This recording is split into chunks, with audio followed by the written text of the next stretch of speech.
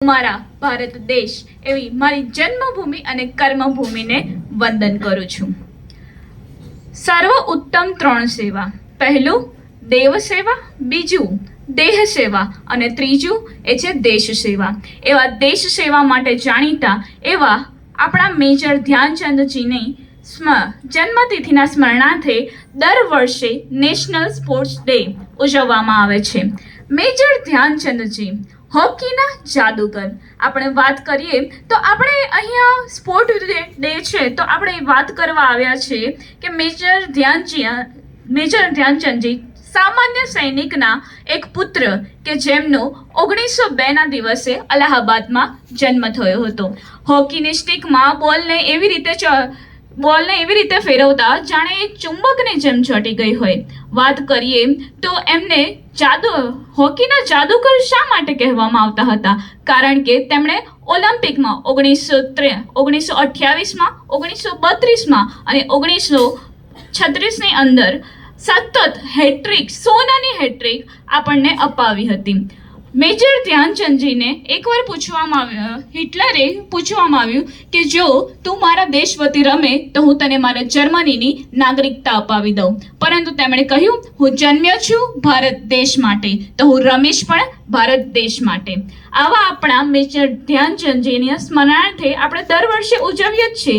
તો એવા રમતના સૌથી મહાન સ્તર એટલે કે ઓલિમ્પિક્સની વાત કરીએ તો ઓલિમ્પિક્સની શરૂઆત જ્યારે થઈ ત્યારે વિશ્વની અંદર ઘણા યુદ્ધો ચાલતા હતા, પરંતુ જ્યારે પણ ઓલિમ્પિક્સ શરૂ કરવામાં આવતી હતી ત્યારે તેમના રાજાઓ તે પોતાના યુદ્ધ એટલા સમય માટે સ્થગિત કરી દેતા હતા. પોતાના સૈનિકોને તે રણમાંથી તો મેદાનમાં લાવતા હતા. ત્યારે સૈનિકો એકબીજાના દુશ્મન નહીં પરંતુ પ્રતિસ્પર્ધકો હતા. તે બધાની અંદર એક એકતાની ભાવના હતી.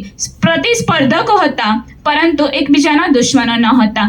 વાત કરીએ તો આગળ આપણા સાહિત્યની અંદર પણ આપણા શ્રી મહર્ષિ એવા પતંજલિએ તથા કાલિદાસે પોતાના ઘણા સૂત્રોની અંદર કહેવામાં આવ્યું છે શરીર માધ્યમ ખલુ ધર્મ સાધનમ.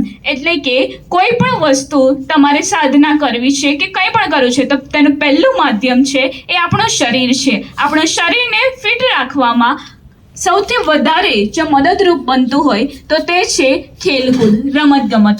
જો રમતગમતમાં તમે આગળ હશો તો તમે સીધી રીતે કોઈ પણ વસ્તુ કરવામાં સક્ષમ હશો. આજે દરેક સ્પોર્ટ્સમાં જે વ્યક્તિ છે તો દરેક વ્યક્તિ જાણે છે કે તે ફિઝિકલી ફિટ જ હોય છે. તો સામાન્ય કોઈ એવું કહેવામાં આવે છે કે કોઈ પણ દેશને ઉગારવો છે કે ઉતારવો છે તો તેનું એક જ માધ્યમ છે તેનું યુથ.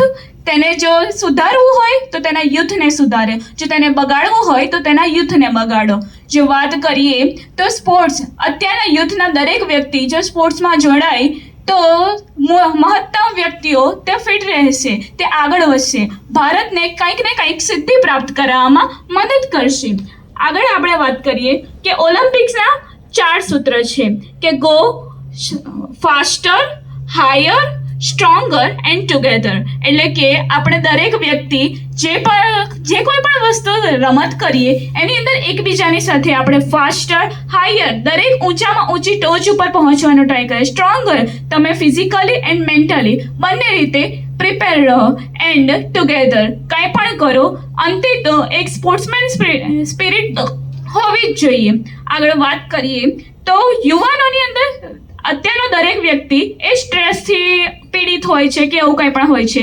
તેની અંદર આપણે દરેક વ્યક્તિ જાણે છે કે જ્યારે તમે સ્પોર્ટમાં હો છો ત્યારે તમારો એક સ્ટ્રેસનો જે લેવલ હોય છે એ ઘણા અંશે નીચું જતું રહે છે, કારણ કે તેની અંદર તમે એક ડિસિપ્લિનમાં આવો છો. ડિસિપ્લિન તમે કેવી રીતે આગળ જીવનમાં વધી શકો એ તમને સ્પોર્ટ ઘણી બધી જગ્યાએ પૂરું પાડતું હોય છે. એકતા, ટીમ સ્પિરિટ એ દરેક વ્યક્તિ જે સ્પોર્ટ્સમાં હોય છે એ ઘણી સારી રીતે જાણી શકે છે. જ્યારે યુવાનો મેદાનમાં દોડે છે ત્યારે તે પોતાના તણાવને પાછળ છોડી મૂકે છે. રમતમાં આપણને શીખવે છે કે પડવું એટલે કે હારવું એ ફરીથી ઊભું થવાની જે ભાવના છે એ આપણને રમત જ શીખવી શકે છે. વાત કરીએ તો આપણા માનનીય શ્રી વડાપ્રધાન મોદીએ 2047નું એવું આપણું જે ભારતની કલ્પના કરે છે તેની અંદર પણ સ્પોર્ટ આર્થિક રીતે, ટેકનોલોજીકલ રીતે, દરેક રીતે આગળ તો વધીશું જ તે, પરંતુ તેની અંદર જો આપણે રમતગમતની અંદર પણ આગળ વધીશું તો એના માટે પણ એમણે કહ્યું છે કે ઓલિમ્પિકની અંદર ટોપ 10નો જે ટેબલ હોય છે એની અંદર પણ ભારતનું આવે. તે ઉપરાંત ફિટ ઇન્ડિયા, હિટ ઇન્ડિયા તે માત્ર સૂત્ર જ નહીં પરંતુ જીવનશૈલી બની જાય તેવું આપણું દરેકનું સ્વપ્ન હોવું જ જોઈએ. તમે પોતે પણ એમાં ફાળો આપી શકો છો.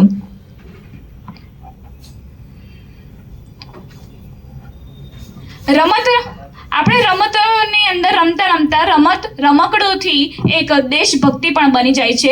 તેનું શ્રેષ્ઠ ઉદાહરણ તે મેજર ધ્યાનચંદજી છે.